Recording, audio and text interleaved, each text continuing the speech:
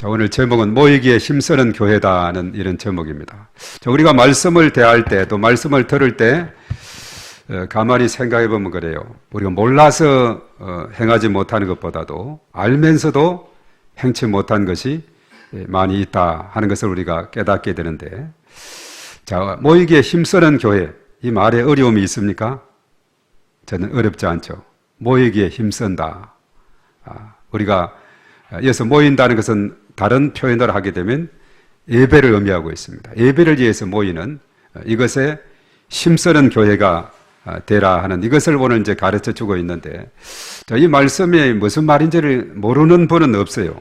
예배를 열심히 예배 시간마다 내가 있는 그 자리를 잘 지키고 참석해야 되겠다. 이런 것을 우리에게 오늘 깨우쳐 주는 귀한 말씀입니다. 자, 교회라고 하는 것은 우리가 5가지 기능이 있다 그랬습니다. 자, 교회가 뭐 하는 곳이냐? 가장 먼저 뭐겠어요? 예배를 드리는 곳이 바로 교회다. 예배 속에는 기도가 있고, 조금 전에 기도했죠. 기도 있고, 찬양이 있고, 또 말씀을 듣는 시간이 있고, 또 사실 이제 서로 간의 그 교제의 시간도 함께 포함이 되어 있죠. 그래서 예배는 우리로 말하면 종합 비타민과 같다 이렇게 말하게 돼요. 종합 비타민. 우리가 사람이 살아가면서 비타민이 부족하면 섭취를 해야 되죠. 또 햇볕을 잘 안 쓰는 분은 비타민 D가 부족하게 되죠. 햇볕도 써야 되고, 또 필요하면 비타민으로, 종합 비타민으로 보충을 해야 되듯이 예배 시간은 우리의 영적인 종합 비타민이다 이렇게 보는 거죠. 그래서 참 가장 중요한 것이 예배라는 겁니다. 그리고 이제 교회가 또 뭘 하는 곳이냐? 뭐 하는 곳이죠? 교육입니다. 교육. 교육은 뭐냐면 가르침을 받거나 가르치는 것을 말하고 있거든요. 가르치든지 배우든지. 그래서 예배 시간을 통해서 하나님 말씀을 우리가 배우게 돼요. 이 시간을 통해서 하나님께서 이런 말씀을 나에게 주시는구나. 이것을 이제 깨닫게 되죠. 믿음은 들음에서 난다 했으니까. 그래서 자꾸 들음으로 우리가 배우게 되는 줄 믿습니다. 그리고 또 교회는 뭐 하는 곳이 될까요? 봉사. 오늘 점심 식사를 위해서 아래쪽에서 지금 봉사하는 분이 한 2분 안 올라오셨네요. 예. 봉사입니다. 밑에도 소리가 들리기 때문에 화면도 있고, 또 참여하게 되는데, 식사를 또 이렇게 준비한다든가, 또 찬양을 이렇게 준비한다든가, 반주를 한다든가, 또 기도, 하여튼 이 순서 맡은 이 모든 것이 하나의 봉사에 속하게 되는 것입니다. 봉사. 그리고 또 이제 뭐가 있어요? 교회는 뭐 하는 곳이죠? 네. 친교. 우리가 지난번에 체육대회 했었죠. 우리 제일산업에 가서 우리가 열심히 지난번에 그 5월 달에 휴일을 맞이해서 수요일 날에 가서 열심히 우리가 가서 뛰고 웃고, 또 마음껏 또 고기도 구워 먹고, 또 과일도 먹고 이렇게 했었죠. 이런 친교의 시간, 이것이 있고, 또 중요한데 지금 5번째로 남겨두었는데 뭐가 있습니까? 교회는 뭐 하는 곳이? 전도하는 곳이다. 전도. 우리 교회는 수요일마다 전도하는 팀이 몇 주 전부터 있어가지고 매주 수요일 날 12시에 1층에서 모여서 또 기도도 갖고 말씀도 상고하고 또 나가서 전도도 하고 이렇게 하죠. 우리 또 오늘 나오셨는데 지난 2번 나오고 오늘 이제 3번째 되시나요? 2번 나오시고 이 전도에 지난 수요일 날 오셔서 함께 또 전도도 하시고 오늘 오셨습니다. 우리 정주희 성도님, 우리 박수로 한 번 더 격려하도록 하죠.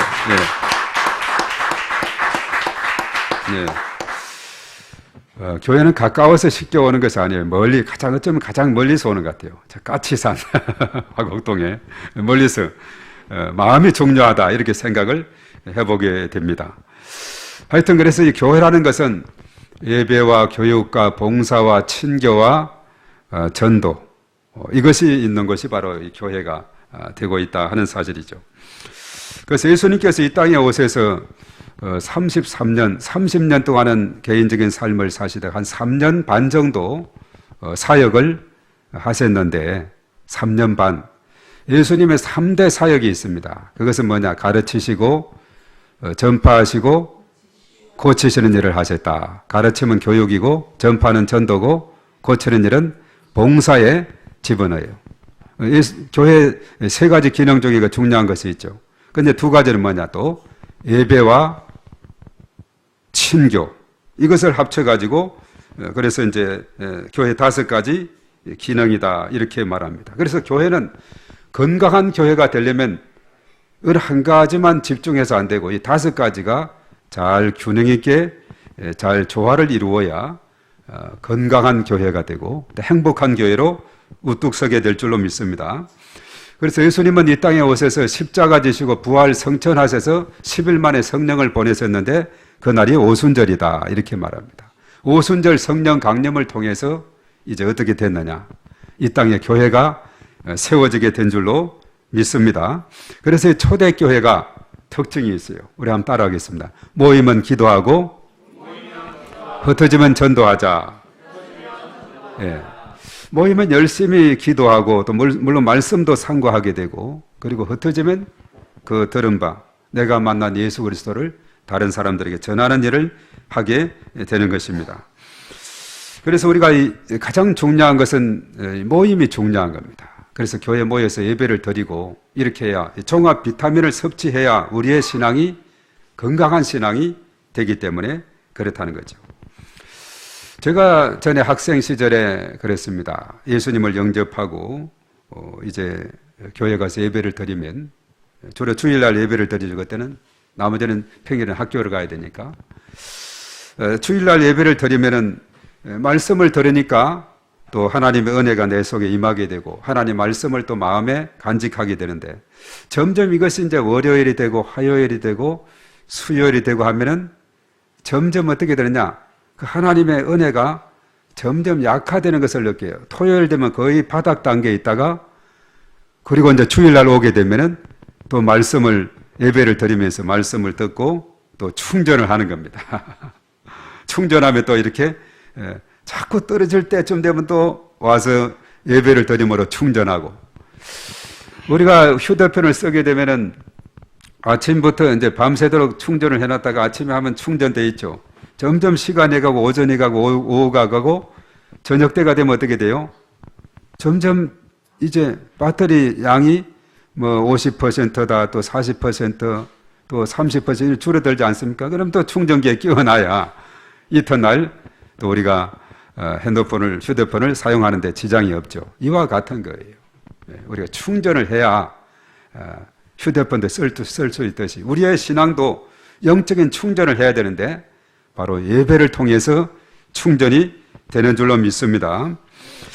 그래서 교회는 모이기에 힘쓰는 교회가 돼야 돼요. 예배 시간을 놓치지 않고 자꾸 믿음은 들음에서 나니까 자꾸 들을수록 우리의 믿음이 성장하게 됩니다. 그런데 모이기를 게을르게 하게 되면 결국 신앙은 나태하게 되고 그 동력을 상실하게 되어서 세상에서 소금과 빛의 역할을 감당할 수 없게 됩니다. 자, 맛을 잃은 그 소금, 그것은 쓸모없는 소금이 되죠. 마찬가지입니다. 빛도 마찬가지예요. 빛을 발하지 못하면 희미해져서 잘 보이지 않게 되고 제 역할을 감당하지 못하게 되는 거죠. 우리 성도들은 세상에 너희는 소금이요, 너희는 세상의 빛이요, 그리스도의 향기를 바라는 이런 삶을 살아야 된다라고 예수님께서 말씀하고 있습니다. 그래서 우리가 예배를 통해서 영적인 에너지를 충만하게 충전해야 우리가 세상에서 정말 강력한 소금의 사명, 빛의 사명을 감당하게 될 줄로 믿습니다. 자, 오늘 이 말씀에 보면 그리스도인의 삶에서 어떠한 삶의 자세로 살아야 될지 우리에게 잘 가르쳐주는 부분이 바로 본문인데, 우선 하나님께서 천지를 창조하시고 인간을 창조하셨을 때는 모든 것이 평온한 가운데 에덴 동산에서 행복하게 삶을 살도록 지으셨어요. 그리고 인간의 불순종으로 인해서 하나님과의 관계가 파괴되고 인간은 죄 아래 놓이고 사단의 지배 아래 놓이게 됨으로 인해서 인간에게 근본 문제가 생기게 되었습니다. 그러니까 인간 스스로는 하나님께 나아가는 길이 막혔다는 거죠. 하나님과 처음은 친밀하게 이렇게 하나님과 좋은 관계였는데 이제는 하나님과의 원수의 관계 속에 놓이게 되어버렸어요. 자, 이런 가운데 있을 때 오늘 이 본문의 말씀은 우리에게 희소식을 전해주고 있습니다. 바로 예수님을 통해서 주신 것인데, 자, 예수님의 피로 인해서 성소에 들어갈 담력을 얻게 됐다라고 말씀을 하고 있죠. 우리 한번 오늘 처음 시작의 말씀 19절 한번 자세하게 봅니다. 다 같이 읽습니다. 시작. 그러므로 형제들아 우리가 예수의 피를 힘입어 성소에 들어갈 담력을 얻었나니. 자, 예수의 피. 예수의 피가 얼마나 중요한가 하면은 예수의 피 아니면 하나님과의 관계가 원수의 관계인데 예수의 피로 인해서 하나님과의 관계를 잘 연결한 다리, 브릿지 전도가 있죠. 다리 역할을 한 것이 바로 예수의 피다 그랬어요. 우리가 마가복음 15장 38절에 이에 성소 휘장이 위로부터 아래까지 찢어져 둘이 되니라. 전에는 보면 이제 성전 뜰이 있고 성소가 있고 지성소가 있는데 성소와 지성소 사이는 휘장이 딱 쳐져서 막혀 있었습니다. 예수님이 십자가상에서 피 흘려 죽으심으로 휘장이 열려짐으로 찢어짐으로 인해서 하나가 둘이 됨으로 인해서 지성소와 성소를 막고 있는 그 장벽이 무너지게 됐어요. 자, 누구든지 이제는 지성소로까지, 전에는 성소까지만 머물고 지성소 일은 대제사장이 대신 그 역할을 감당해 주었는데 예수님께서 십자가 피 흘려 주심으로 예수님의 피공로 의지하면 누구든지 지성소까지 나아갈 수 있게 된다. 이 지성소는 법궤가 있는 곳입니다. 법궤는 하나님의 임재를 상징하고 있어요. 그래서 누구든지 우리가 예수님의 피건세를 의지하면 하나님의 임재함 가운데 들어갈 수 있게 되는 줄로 믿습니다. 얼마나 감사한 일인지 몰라요. 예수의 피공로를 의지해서 이제는 하나님께로 직접 나아갈 수 있는 길이 활짝 열리게 되었다. 이렇게 말씀하고 있죠. 그래서 이제 오늘 그 다음 19절의 말씀에 뭐라고 했습니까? 이제 우리가 어떻게 돼요? 자, 19절 다 같이 시작. 그러므로 형제들아 우리가 예수의 피를 힘입어 성소에 들어갈 담력을 얻었나니. 그 다음 20절 말씀 봅니다. 그 길은 우리를 위하여 휘장 가운데로 열어놓으신 새로운 살 길이요 휘장은 곧 그의 육체니라. 육체가 찢어짐으로, 휘장이 찢어짐으로 이제는 하나님께 나아갈 수 있는 길이 활짝 열려지게 되었다. 너무나도 희소식 중에 희소식. 이것이 복음이 되는 거죠. 인간 힘으로는 창세기 3장의 그 불순종으로 인해서 주어진 하나님 관계가 완전히 단절되고 제 아래 놓이고 이제는 하나님 음성보다는 사단의 음성, 세상의 음성에 젖어 있는 우리들 스스로 회복할 수 있는 길이 꽉 막혀 있을 때 예수님이 이 땅에 오셔서 십자가 피 흘려 죽으시고 그의 육체가 찢어짐으로 인해서 이제 우리에게 살 길을 활짝 열어 주셨다는 사실입니다. 그래서 히브리서 오늘 이 말씀을 쓴 기자는 보혈의 능력을 힘입은 자는 이제 그에 합당한 삶을 살아야 되는데 바로 십자가 피로 온전해진 성도는 어떻게 살아야 합당한 삶을 사는 것인가 오늘 말씀에 우리에게 잘 알려주고 있습니다. 오늘 23절 첫 번째로 우리가 어떻게 살아야 되는가 23절입니다. 시작. 또 약속하신 이는 믿으시니 우리가 믿는 도리의 소망을 움직이지 말며 굳게 잡고. 자, 주의 약속에 따라서 소망을 굳게 잡아야 된다 이렇게 말하고 있어요. 그 주의 약속에 따라서 소망을 움직이지 말고 굳게 잡아라 이렇게 말했죠. 우리 한번 따라해요. 소망을 굳게 붙잡읍시다. 자, 여기에서 뭐 약속하신 이는 어떤 분이라 그랬어요? 이는 믿으시다. 믿으시다 했을 때 이것은 믿으시다는 것은 신실하다, 신뢰할 만하다, 믿음직하다, 성실하다. 우리 6월달 주제가 성실이라 그랬죠. 약속하신 네가 누구세요? 하나님은 또 예수님은 믿으신 분이시다. 자, 우리가 믿는 도리의 소망. 자, 우리의 소망이 뭐겠어요? 자, 우리 따라하겠습니다. 우리의 소망은 예수 그리스도. 네. 예수 그리스도가 우리의 유일한 소망이 되고 있습니다. 그래서 예수님을 굳게 붙잡고 나아가야 된다 하는 것을 우리에게 알려주고 있습니다. 예수 그리스도. 예수 그리스도를 굳게 붙잡으면 우리 인생에 가지고 있는 여러 가지 많은 삶의 문제와 고통과 그 어려움들이 다 그 안에서 해결이 되는 줄로 믿습니다. 예수님은 모든 인생 문제의 해답이 되시고 우리의 길이 되시고 진리가 되시고 생명이 되시고 우리의 소망이 되는 줄로 믿습니다. 우리가 예수 그리스도 이렇게 하는데 사실은 예수는 이름이에요. 그리고 그리스도는 직분입니다. 우리 각자에게도 이름과 그 뒤에 교회에서 직분이 주어지지 않습니까? 처음 교회에 오신 분은 성도님이라고, 또 집사, 권사, 또 장로님, 이렇게 이름을 직분을 붙이게 되죠. 예수는 이름인데 그 뜻이 뭐라고 했느냐? 마태복음 1장 21절에 자기 백성을 그들의 죄에서 구원할 자다. 바로 예수의 이름 뜻은 구원자라는 그런 뜻을 지니고 있어요. 자기 백성을 그들의 죄에서 구원해 주실 분이다. 자, 그리스도는 직분이라 그랬어요. 이것은 헬라 말인데 히브리 말로는 메시아, 기름 부음을 받은 자라는 뜻이 있다 그랬어요. 그래서 구약 시대 기름 부음을 받은 직종이 선지자, 제사장, 왕이 있다 그랬죠. 바로 예수님은, 예수가 그리스도라 했을 때는 예수님은 이 땅에 구원자로 오셔서 그런 선지자요, 제사장이요, 왕으로서의 역할을 감당하게 되는, 이것이 창세기 3장에 있는 그 문제를 다 해결하는 세 가지 포인트가 되고 있어요. 하나님께 나아가는 길이 꽉 막혔을 때 예수님이 선지자가 되세요. 하나님께 나아가는 길을 버릿지, 다리를 놓아두었어요. 강물이 흐를 때 이 강에서 이제 강이 중간에 흐를 때 이쪽 땅에서 저쪽 건너려면 다리가 있으면 잘 건너갈 수 있죠.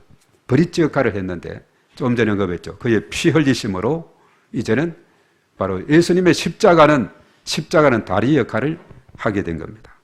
그래서 하나님께 나아가는 길이 돼 있어요. 그래서 요한복음 14장 6절에 예수께서 가라사대 내가 곧 길이요 진리요 생명이니 나로 말미암지 않고는 아버지께로 올 자가 없느니라. 하나님께 가는 유일한 길이 뭐죠? 예수님이라는 거예요. 바로 선지자가 자꾸 하나님께 나아가는 길이 어떤 것이다. 이렇게 예수님을 믿어야 된다. 예수님을 통해서 가야 된다. 이렇게 알려주는 자죠.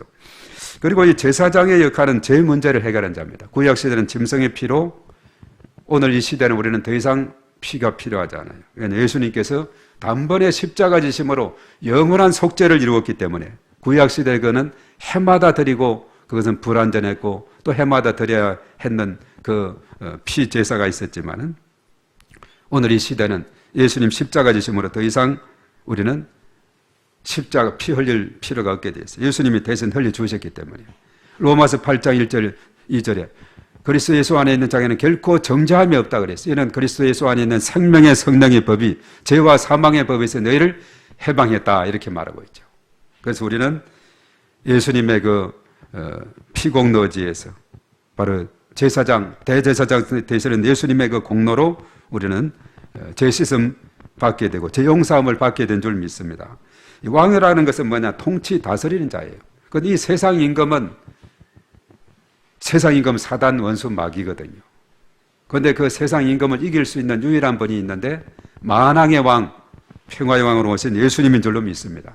요한일서 3장 8절에 예수님께서 이 땅에 오신 것은 마귀의 일을 멸망시키기 위해서 이 땅에 오셨다 이렇게 말했거든요.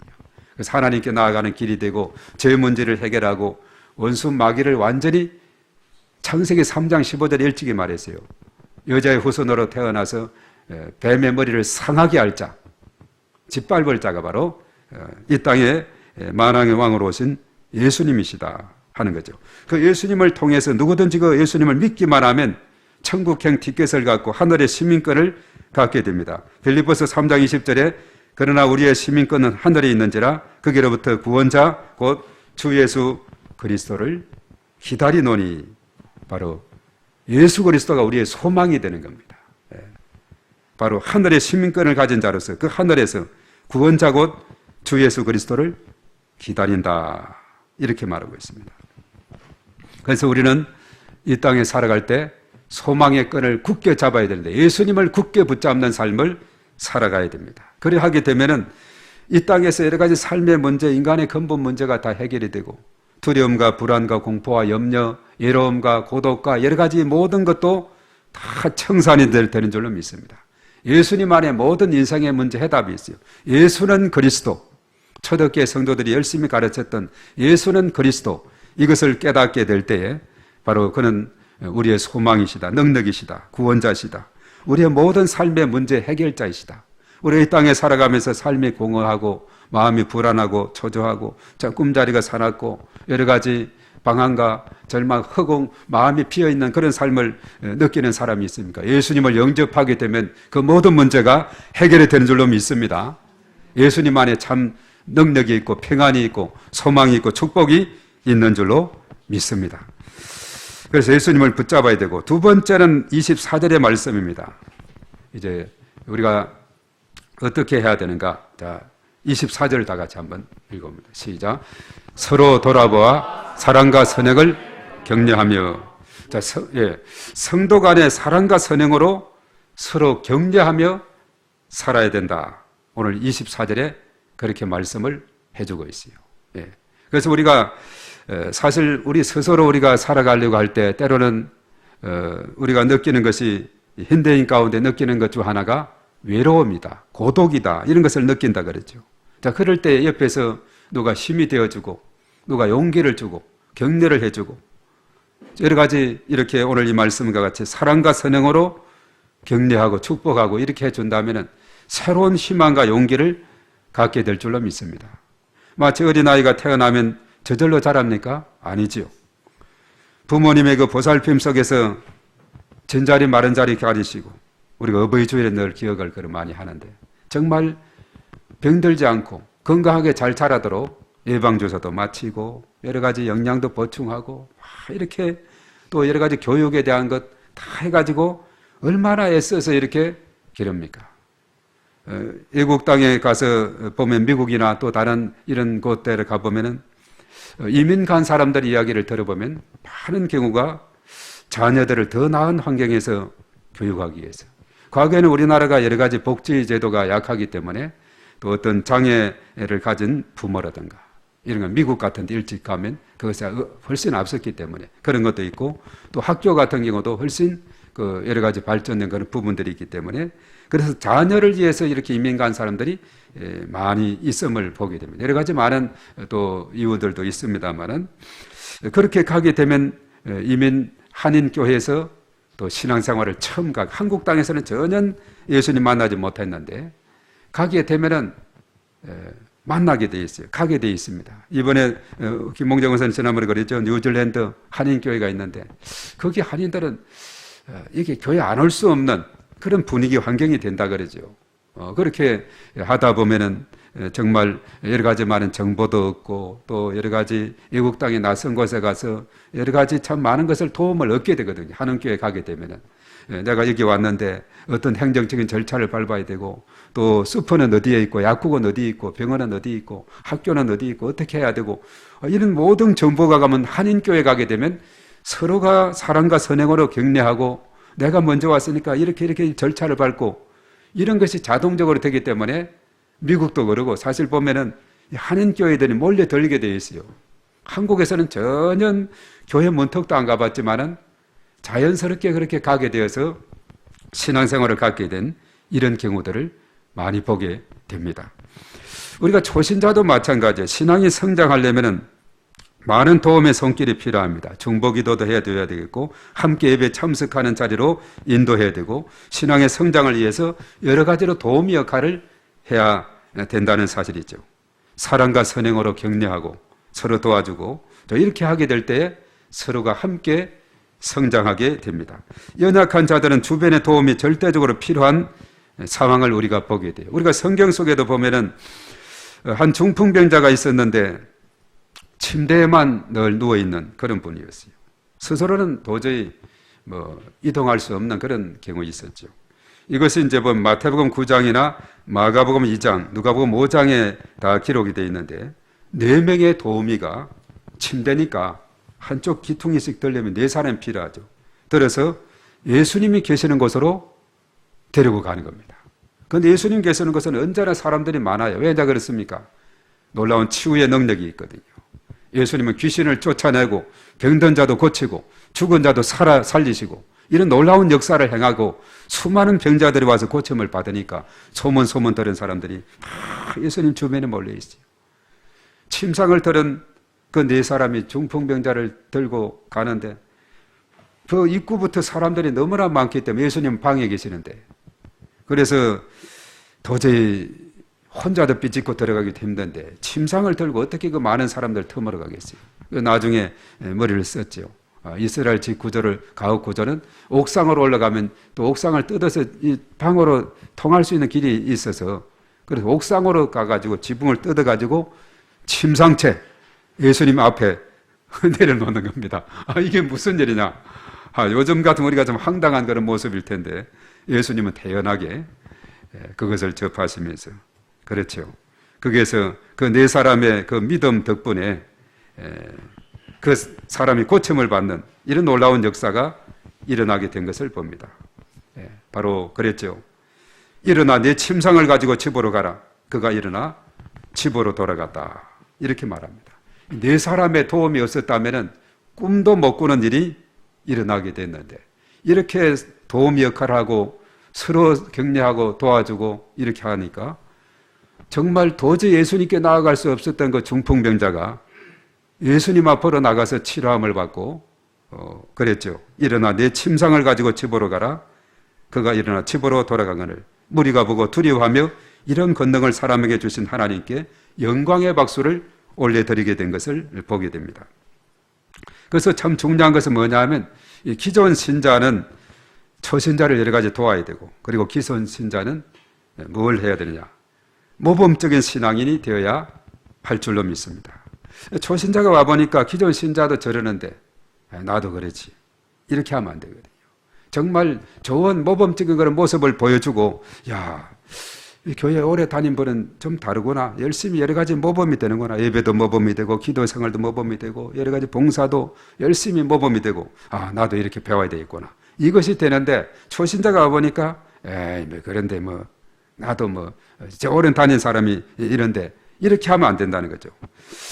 자, 오랜 사람이 모범적인 신앙이 되지 않으면 소경이 소경을 인도하는 격이 되어서 둘 다 구렁텅이에 빠지고 만다는 거죠. 무서운 일입니다. 그리고 위험한 일이 아니겠어요? 구렁텅이에 빠지게 되는 그 안내자 얼마나 위험한 일입니까? 그래서 먼저 믿은 성도들의 책임이 매우 큽니다. 사랑과 선행으로 격려하고 위로하고 도움을 주기 위해서는 내가 더 앞선 사람이 되고 더 모범적인 사람이 되고 더 성숙한 사람이 되어야 될 줄로 믿습니다. 지난번 이야기했죠. 김영석 교수님 100세 이상을 사시고 120세 때인가 그렇게 책을 썼다 그랬죠. 그 책의 내용이 쭉 전체적으로 있는데 핵심은 두 가지. 모든 것에 감사. 100년 이상 살아보니 모든 것이 감사로다. 그리고 중요한 것은 또 하나 있는데 본이 되는 삶을 살아야 된다. 이 두 가지라 그랬죠. 감사와 본. 이것이 바로 그 책의 핵심 내용으로 요약이 된다 했지 않습니까? 그래서 우리가 참 중요한 것은 그렇습니다. 우리가 신앙생활을 하고 하나님을 믿고 이렇게 믿음으로 살아가게 되면은 또 언제나 말씀의 인도함 따라 이렇게 쭉 나아가다 보면 우리가 연말에 하는 공통적인 단어들이 모든 것이 은혜로다. 우리 한 해 우리가 찬양에서도 은혜 이 찬양 우리가 이제 해마다 연말 되면 금년 10대 또 7대 찬양 이렇게 하면서 보면 그 은혜 찬양이 많이 참 등장이 되지 않습니까? 우리 하나님의 말씀의 인도를 받고 그 말씀의 가르침대로 따르며 순종하며 이렇게 쭉 나아가면 이로 이렇게 저렇게 때로는 이 길이 보이는 것 같지 않지만 그래도 말씀의 인도를 따라 이렇게 나아가고 이렇게 하다 보면은 모든 것이 감사로다. 여기까지 인도하신 하나님께 우리는 감사하지 않을 수가 없어요. 로마서 8장 28절 하나님을 사랑하는 자 곧 그 뜻대로 부르심을 입은 자들에게는 모든 것이 합력하여 선을 이루신다 했듯이 우리가 말씀의 인도하심 따라 나아가면 한 걸음 한 걸음 지나온 그 발걸음을 생각하면 모든 것이 감사, 이것도 감사. 100세를 사는 분이 그렇게 고백했는데 그렇게 살지 못했던 우리들은 더 그것을 교훈 삼아서 더 많이 감사하고 감사하는 삶을 우리가 살아야 될 줄로 믿습니다. 예. 그래서 이렇게 살아가는 삶의 사람은 언제나 그 마음과 생각이 긍정의 생각이요. 정말 소망을 품고 언제나 다른 사람이 함께 있으면 긍정의 에너지를 전염시키는 사람이 돼요. 그래 감사하지 않고 불평하고 불만하는 사람은 또 그것도 전염이 됩니다. 그래서 우리는 중요한 것은 늘 감사하며 살아가고 본이 되는 삶을 살아가는 삶을 살아야 될 줄로 믿습니다. 그리고 이제 마지막으로 강조한 것이 오늘 25절에 나오는데 무엇을 우리에게 가르쳐주고 있는가. 25절입니다. 마지막 절입니다. 오늘 시작. 모이기를 표하는 어떤 사람들의 습관과 같이 하지 말고 오직 권하여 그날이 가까움을 볼수록 더욱 그리하자. 자, 길게 설명을 했는데, 자, 이것은 간단하게 말해서 무엇을 말하고 있죠? 다 같이 따라하겠습니다. 모이기에 힘써야 합니다. 네, 길게 썼는데 바로 이제 주님 오실 날이 가까웠고 그리하니 더욱더 우리는 모이기에 힘써야 되는데, 지금의 상황은 모이기를 피하는 어떤 사람들의 습관과 같이 하지 말고 이렇게 했는데, 그러니 우리는 모이기에 힘쓰는 자가 돼야 된다. 자, 이어서 모임이라는 것은 헬라말로 에피시나고게 이렇게 말하는데, 에피시나고게. 자, 기독교인에 있어서 모임은 예배를 위해서 모이는 것을 의미하고 있습니다. 당시 유대인들은 회당에서 주로 모였죠. 영지주의자들은 지적 교만으로 모이기를 절개하지 않았다 합니다. 오늘날에도 종교적인 허무주의나 또 무교회주의, 지나친 비판주의자들은 모이기를 거부하는 자들이 많습니다. 그리고 현대인들 여러 가지 일이 바쁘다, 이 핑계 저 핑계, 또 할 일이 많다 해가지고 모이기를 절개하지 않는 경우가 있는데, 바로 이 성경의 가르침, 오늘 이 가르침 뭐냐면 모이기를 피하는 어떤 사람들의 습관과 같이 되지 말고 오직 권하여 그날이 가까움을 볼수록 더욱 그리하자. 말세가 가까울수록 더욱더 모이기를 힘쓰자 하는 것을 말해주고 있습니다. 여기서 모임을 피한다 하는 것은, 포기한다는 것은 예배를 포기하는 것이고 하나님께 나아가는 것을 포기하는 것인데, 예배의 자리에서 멀어지게 되면 결국 지푸라기와 같은 신앙만 남아서 명목산 그리스도인, 이름만 그리스도인이 될 따름이라는 거죠. 그렇기 때문에 교회는 성실하게 모여야 하고, 교회는 모일 때 빛을 발하게 되는 줄로 믿습니다. 장작불이 흩어져 있으면 꺼져가다가도 다 모여두면 활활 타는 것을 보게 돼요. 예. 숯불이 모여있으면 활활 타게 됩니다. 흩어놓으면 꺼지게 되는데, 우리가 전도서 4장 2절의 말씀은 한 사람이면 패하겠거니와 두 사람은 능히 당하나니 삼겹줄은 쉽게 끊어지지 않는다. 모여있을 때 그 힘이 크다는 거죠. 마태복음 18장에도 보면 두세 사람이 모인 곳에 주님이 거기 함께 하신다고 그렇게 말씀하고 있어요. 거기에 보면은 진실로 너희에게 이르노니 너희 중에 두 사람이 땅에서 합심하여 무엇이든지 구하면 하늘에 계신 내 아버지께서 그들을 위하여 이루어 주실 것이다. 19절. 그리고 20절에는 두세 사람이 내 이름으로 모인 곳에는 나도 그들 중에 있느니라. 우리 함께 모일 때 우리 주님께서 거기에 임재하신다. 임마누엘 하신다. 함께 하신다. 그렇게 말합니다. 특별히 하박국 2장 20절은 그랬죠. 오직 여호와는 그 성전에 계시니 온 땅은 그 앞에서 잠잠할지어다. 하나님은 이 성전에 계신다. 물론 하나님은 어디나 다 계시지만은 이 성전에 하나님은 더 강력하게 계시면서 누구를 찾으시느냐. 요한복음 4장 23절 24절에 그랬어요. 아버지께 참되게 예배하는 자들은 영과 진리로 예배할 때가 오나니 곧 이때라. 아버지께서는 자기에게 이렇게 예배하는 자들을 찾으시느니라. 예. 하나님은 영이신 예배하는 자가 영과 진리로 예배할지니라. 예배하는 자를 찾으시는 하나님이십니다. 다 하나님이 보실 때 예배 시간에 이 자리가 비었군. 이 자리는 여전히 자리를 이렇게 채워주셔서 기쁘게 이렇게 보시는 줄로 믿습니다. 예배하는 자를 찾으시는 하나님. 저와 여러분들은 하나님이 찾으시는 예배자, 그 한 사람이 바로 저와 여러분들이 되어야 될 줄로 믿습니다. 우리가 사실 예배는 하나님 앞에 엎드리는 행위이기 때문에 하나님을 예배하는 자, 하나님께서 참 기뻐하십니다. 하나님 앞에 엎드리니까 하나님께서 너무나 기뻐하시는 거예요. 엎드려 경배할 때 영광을 받으시고 한량없는 은혜와 복을 듬뿍 내려주실 줄로 믿습니다.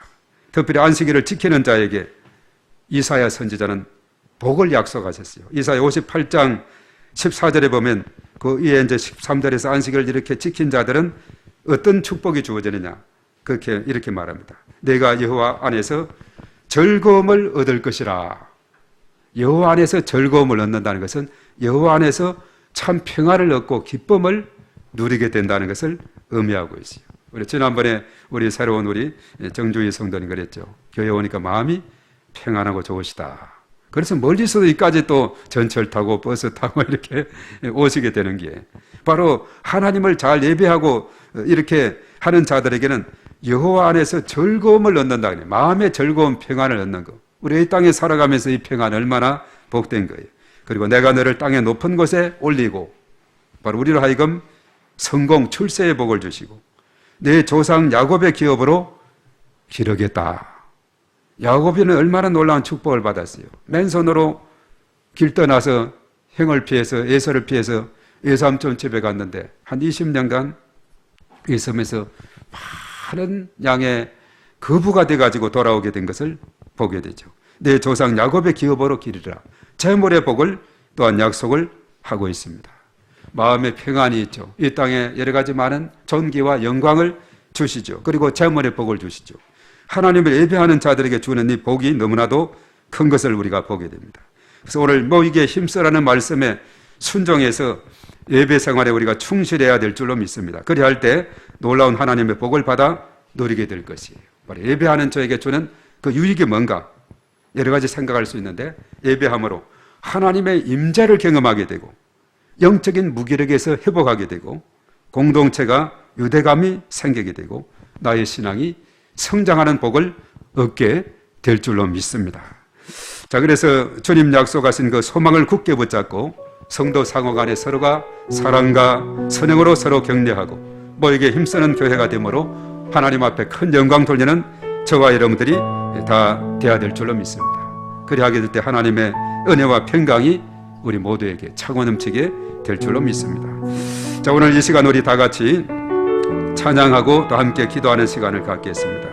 주님 보좌 앞에 나아가 또 기도 들으시는 하나님, 또 평화 내려주신 하나님, 우리 다 같이 계속 이어 부르겠습니다.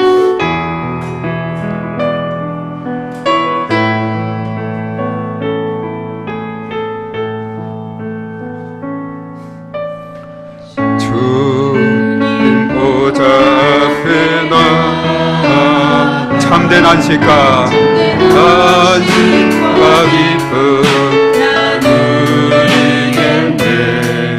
경배하고 주의 얼굴 구할 때 신실하신 그를 찬양해. 신실하신 하나님,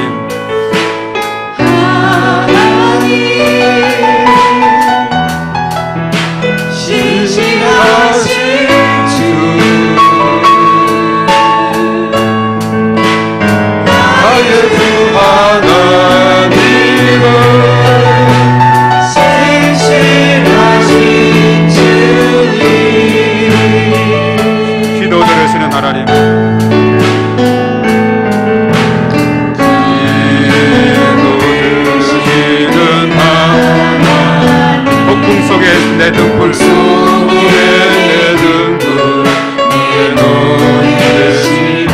주의 날개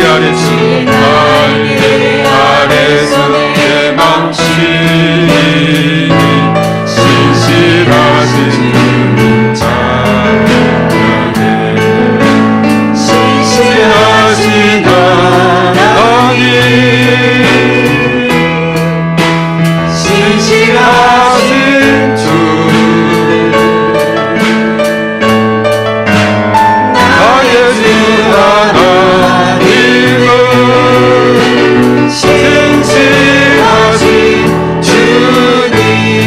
내려주신 하나님,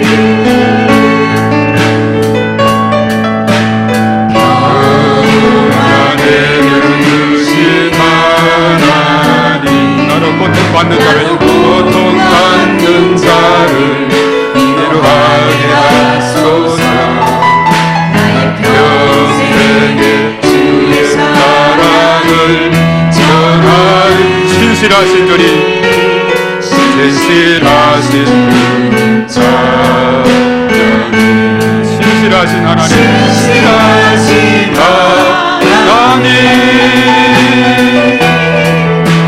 신실하신 주 나의 주 하나님은 신실하신 신실하신 한 번 더 합니다. 신실하신 하나님,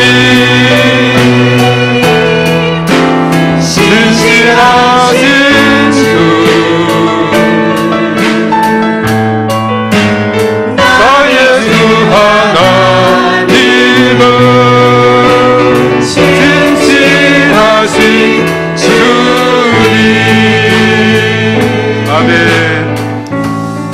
신실하신 하나님께 우리 다 같이 간절히 기도하며 나가겠습니다. 참으로 우리가 오늘 이 말씀을 듣고 우리가 모이기에 힘쓰는 우리 자신이 될 수 있도록 우리 다 같이 하나님 앞에 간절히 주여 삼창하고 기도합니다. 주여, 주여, 주여.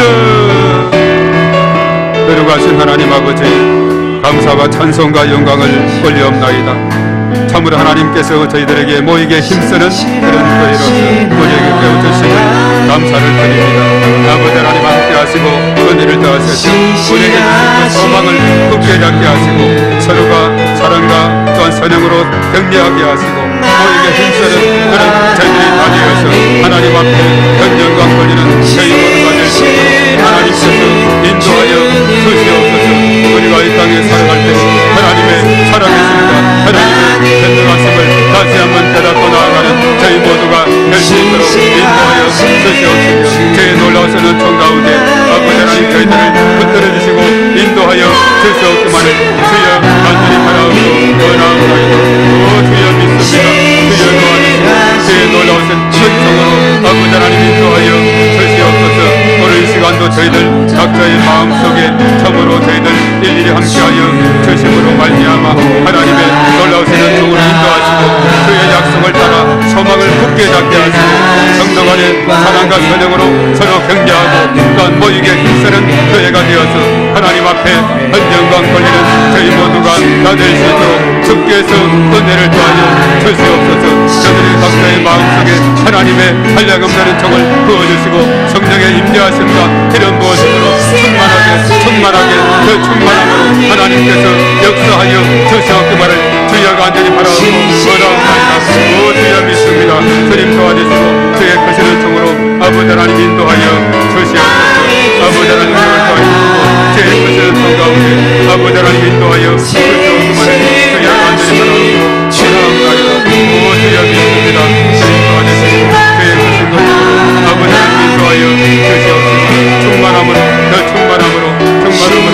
하나님께서 인도하여 주시옵기만을 주여 간절히 바라옵고 원하옵나이다. 오 주여 믿습니다. 주님 도와주시고 한량없는 크신 권능으로 아버지 하나님께서 역사하여 주시옵소서. 또 주님을 찬양합니다. 주님 역사하여 주시옵소서. 거룩하시고 신실하신 하나님 아버지, 감사와 찬송을 올리옵나이다. 참으로 저희들은 연약하고 부족하고 참으로 하나님과의 관계에서 원수의 관계로 전락할 수밖에 없었던 그 연약한 저희들을 불쌍히 여기사 바로 예수님의 십자가에 흘리신 피로 말미암아 이제 하나님께 나아가는 길을 활짝 열어 주신 것 너무나도 감사를 드립니다. 그 은혜에 힘입어서 이제는 주의 약속을 따라 소망을 굳게 잡게 하시고 성도 간의 사랑과 선행으로 격려하게 하시고 모이게 힘쓰는 저희들이 다 되어서 온전히 하나님 앞에 큰 영광 돌리는 저희 모두가 되게 하여 주시옵소서. 모든 것 주님께 감사하며 예수님의 이름으로 기도드립니다. 또한 하나님 앞에 귀한 예물을 드린 손길들 일일이 다 기억하시고 하나님께서 은혜를 부어주시고 하늘문을 활짝 열어주시사 하늘에 신령한 것과 땅에 기름진 것으로 하늘 축복 땅의 축복 온 열방의 축복으로 풍성히 채우시고 역사하여 주시옵소서.